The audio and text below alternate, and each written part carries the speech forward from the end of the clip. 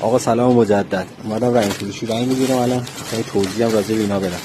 آقا اینا یدکه، همه اندازه ای داره، 10 سانتی و 15 و 20 سانت اینا هم هستش، ولی خب مال ساختمون نیستش، مال پتینه هست.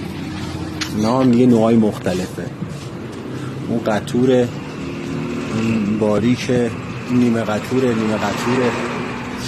اینا خب 10 سانتی و 5 سانتیه دیگه. خب کارایش هم توضیح بدم، بیشتر مال دکوراتیو، کلفتا و قطورا، نیمه قطور پلاستیک اکریلیک، باریک هم که مال روغنیه. و سلام برندم که دیگه تیک و دکور و گونس و دیگه نه، این دکوره، این تیکه، این دکوره، این گونسه دیگه، اونم که همه اصلا قلم هست.